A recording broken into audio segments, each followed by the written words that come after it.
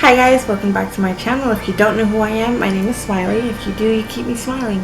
Today's video is of course a tutorial. I kind of wanted to go for a subtle look, but then I was like in the middle of it, I was like, wait a minute, fuck subtle, fuck cute and adorable.